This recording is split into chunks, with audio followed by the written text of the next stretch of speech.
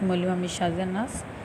आज हम session class के उर्दू के जो सेकंड स्टडी पैक के उसके कवायद और अल्फाज में हुरूफ़ हिजाइया की मैं आपको तारीफ़ बताऊंगी कि हुरूफ़ हिजाइया किसको कहते हैं। उसके साथ हम इसकी मश्क भी करेंगे। ठीक है बेटा। हुरूफ़ हिजाइया वो ख़ास अल्फाज हैं जो जज्बात की रूह से बेसाख्ता अदा हो जाते हैं, उन्हें हुरूफ़ हिजाइया कहते हैं। मुख्तलिफ़ जज्बात और तासुरात के लिए अलग अलग अल्फाज अदा किए जाते हैं।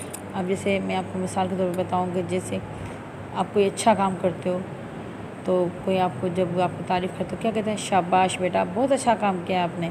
ठीक है ना। अब हम कोई चीज़ अच्छी सी देखते हैं या कोई अच्छे गाना सुनते हैं या कोई अच्छी कहानी पढ़ते हैं, हम कहते हैं वाह वाह क्या कहानी थी। या कोई तकरीर होती है तो हम कहते हैं वाह वाह क्या तकरीर की है। ठीक है। और जब कोई हमारी मदद करता है तो हम उसको जवाब में क्या कहते हैं कि जज़ाकल्लाह, अल्लाह आपको बेहतरीन अजर अता करे। ठीक है। और हम जब किसी खूबसूरत चीज़ को देखते हैं या किसी खूबसूरत इंसान को देखते हैं तो क्या कहते हैं, चश्म बद्दूर, यानी अल्लाह उसे नज़र बद से बचाए।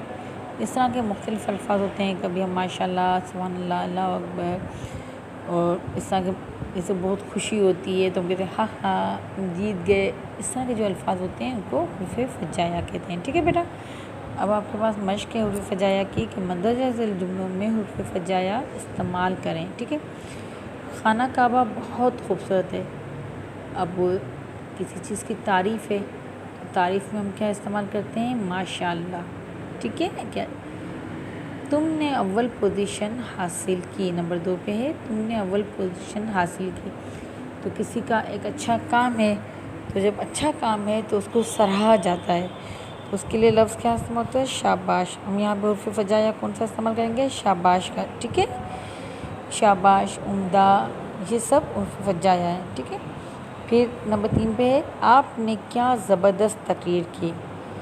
अब यहाँ पे इसकी तकरीर की तारीफ़ की जा रही है, इसकी पजीराई की जा रही है तो हम इस पर क्या कहेंगे, वाह वाह क्या तकरीर की है।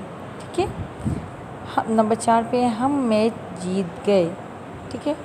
क्योंकि खुशी है हमारी इस वक्त, तासुरात जज्बात बिल्कुल अलग हैं। जब हम कोई चीज़ जीत जाते हैं तो कैसे हमें बहुत जज्बे से के साथ, बहुत जुनून के साथ हम लोग कहते हैं हाँ हाँ खुशी के साथ। तो यहाँ पे हम क्या कहेंगे, खुशी के इजहार में कि हम मैच जीत गए हाँ हाँ करके।